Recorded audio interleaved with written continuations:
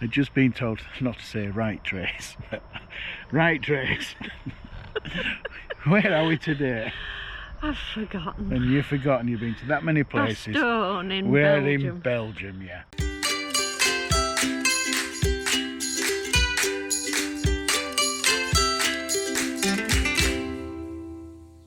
And we're just going out now to have a look around Bastogne.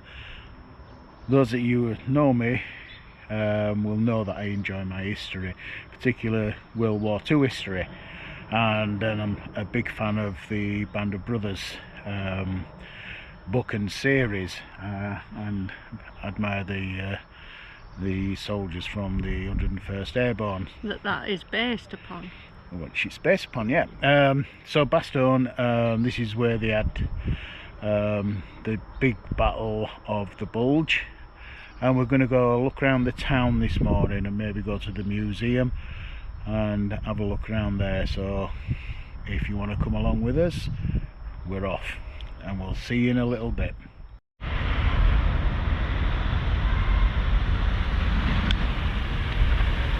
Yeah, so we have a monument here, a memorial to General McAuliffe, who was the acting commander of the 101st during the battle for Bastogne. Just here, I think it's a Sherman tank.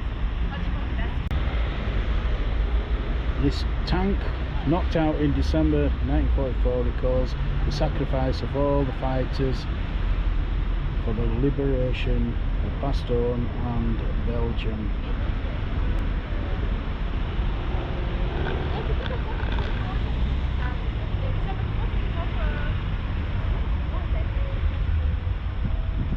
You can see some of the damage.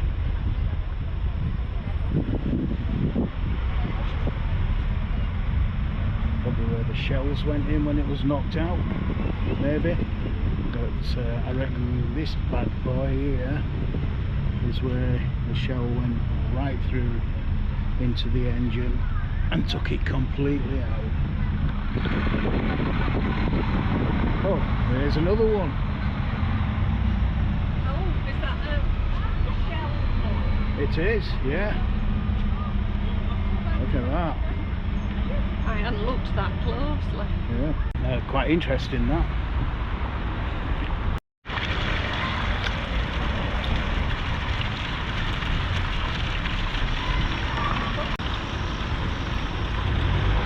Well, we're walking through Bastogne, and it's completely surprised us just how big it is, how busy it is.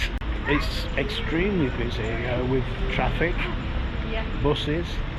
It's difficult to get a good picture of anything because there are cars parked everywhere, aren't there? Yeah. So we're making us way up to the memorial for the nurses of Bastogne and the World War II Museum, which is just up this road we're walking up now.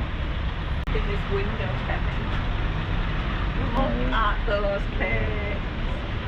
Oh, do you think we might have to have one on the way back? I think so, yeah. We made it to the nurses' memorial, the nurses of Bastogne, and this lovely memorial here with the Red Cross, which you can only see from a certain angle. Let's take a look inside. These are the two nurses. Yeah.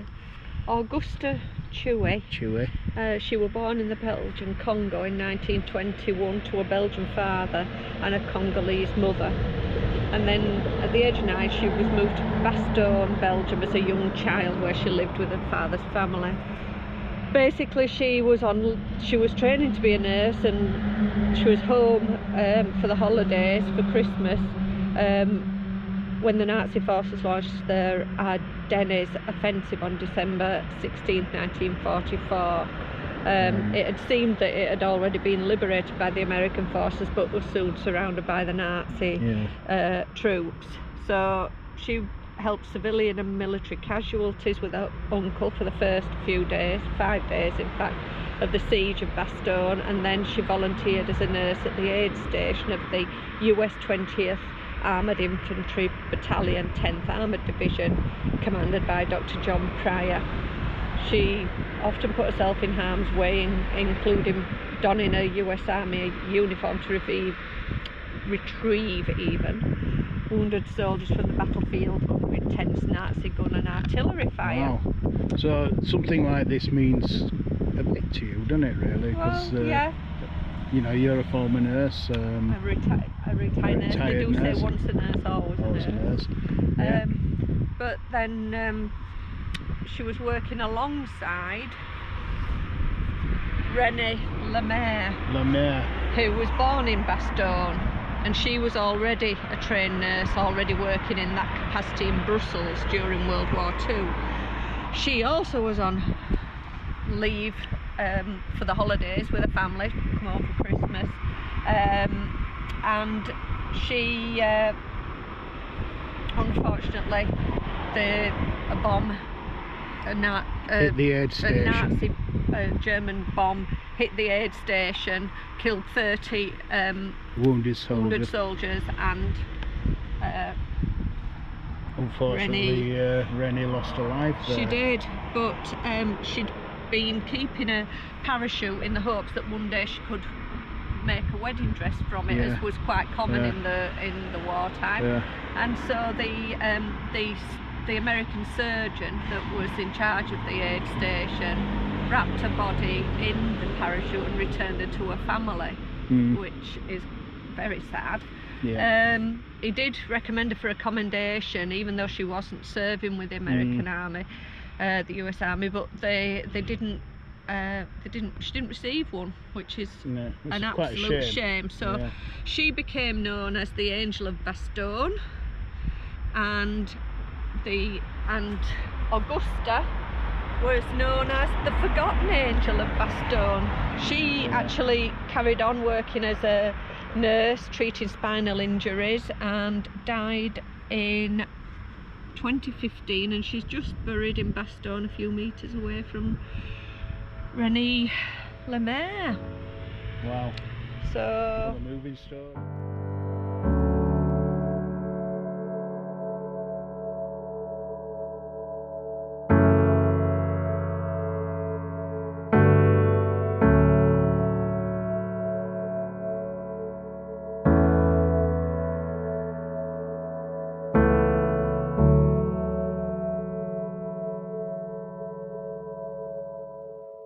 So we're going to move on to the War Museum, which is just down the road. Just up there. Yeah. So we'll walk up there and show you around there. Well, we're on our way up to the museum. I can see it just up there. Hopefully, Trace, this one will be open. We're on the route to Bulge. This is where we'll be coming tomorrow. To have a look at the foxholes of Easy Company. So we've got about another 5 minutes walk, maybe 10 minutes, and we'll be up at the museum. We could have actually gone here on the way to the foxholes. We could have done.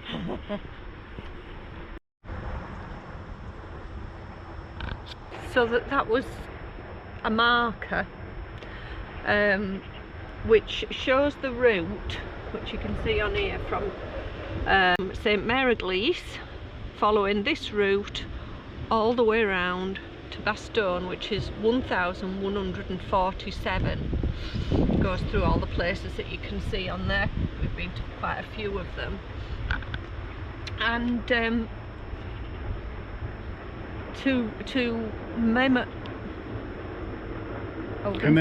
commemorate the walk of 1,147 kilometre route from St Mary-Eglise to Bastogne. There is one of these stones, or the one that Kev just showed you in real life, every kilometre from there, from St Mary-Eglise. So the one in Bastogne is numbered 1147, and the one in St Mary-Eglise is 0. Which is that one there. Yeah, and it's also a bit of a nod to the Statue of Liberty, this thing. Oh yeah. In New York Harbour. The original milestone was laid in St Symphorium on 17th September 1946, and the last milestone was inaugurated in Bastogne on the 5th of July 1947. Wow. So that is quite something. It is, isn't it? I mean, we have seen them in various places before, but I've never really understood the significance of it before. No. Have you? No, absolutely not. No, and I didn't realise that the torch depicts the torch at the top of the Statue of Liberty, which Lady all the Liberty troops, standing, all the troops, that would have been the last they saw the homeland. And the first when they got back. And the first when they got back, yeah. So that's really interesting. Yeah. Something we've seen so many times and had no Loads idea what of them, it was. Yeah.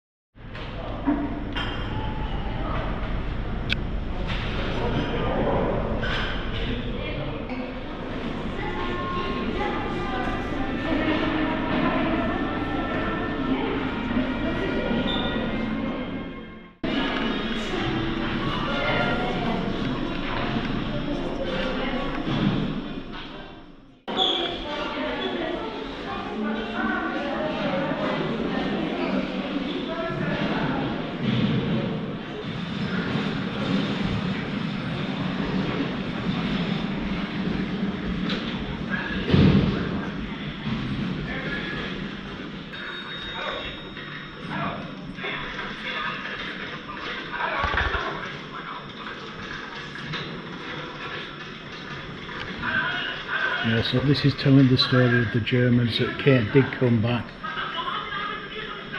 around the 16th and 17th of December.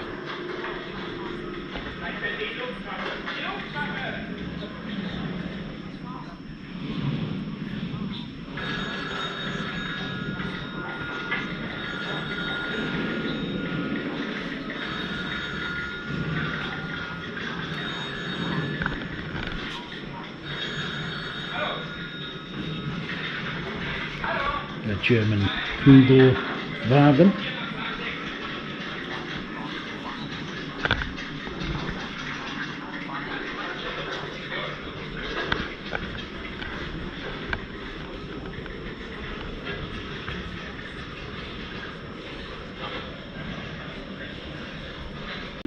An example of a, I think it's a Sherman.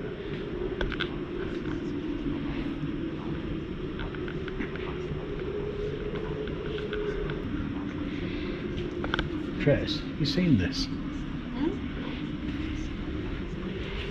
Yeah. But look, bullet holes, but look at the other side.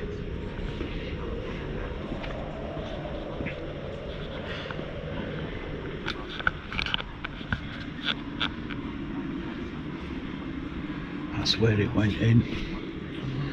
That's where the shell went in. And you can see where it's gone, torn right through there. But look how thick that is. I know. It must have been made of some shells. Must have been massive.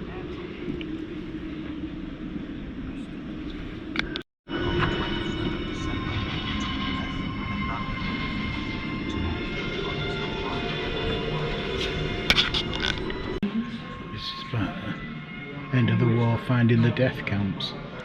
Yeah. It's telling you here that the Allies discovered the horrors of the concentration camps. Almost 6 million Jews have been exterminated. Other victims of the gypsies, homosexual, ordinary prisoners, political prisoners, disabled, and anyone assaulted with them. I mean, look at that picture, it's harrowing.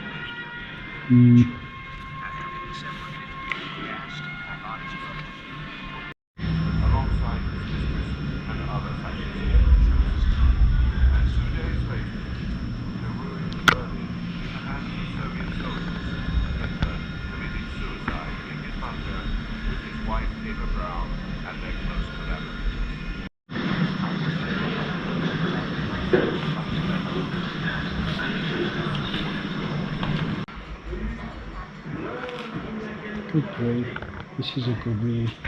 That's one, isn't it?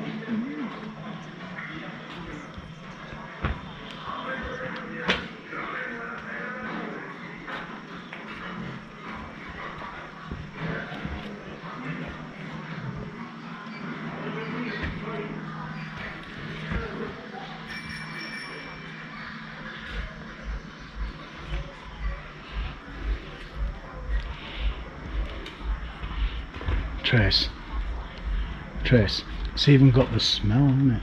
Mm. I bet some of these stones and things are like original, maybe. Possibly. Yeah, you can see all the shell marks. Yeah, see, these are photographs of some of the veterans, obviously in the later years. It's hard to believe, isn't it, Trace, that these were those 18-year-old boys.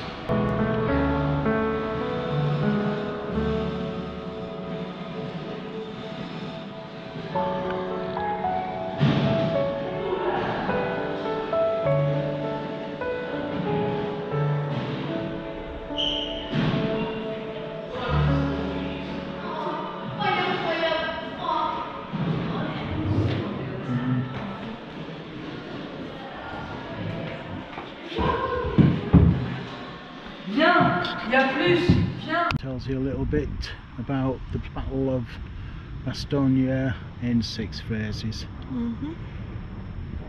So the first phase is the race for Bastogne, December 18 to 20. That's when the bombing first started, and the followed by the encirclement of the city on the 21st to 25th of December 1944. And the breach of the encirclement and consolidation of the breakthrough passage between 26th and 29th of December. 4 is the fighting for maintenance and enlargement of the breakthrough passage between 30th of December 1944 and January the 3rd 1945. 5 is the struggle to link the northern front and the southern front. And 6 is the liberation of the plateau of Bastogne and the Ardennes, and the retreat of the Germans to their starting point.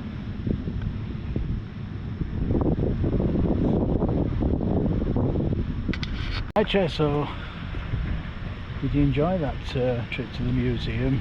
Let me just add that most of it we had headphones on, and it was like commentary to us. It wasn't really commentary. Yes and no to your answer. Did I enjoy it? Yes, I enjoyed learning some of the history of it, but I found it quite disturbing and quite upsetting, I suppose, if you like. Yeah. I feel quite because it did give an overall view from a German perspective, an American perspective, a Belgian perspective. Yeah. And so it gave an all-round. Got into the foyer, and then there's a thing telling you all about it, the Battle of Bulge. So this is St Peter's Church, and it's classed as the heart of Bastogne.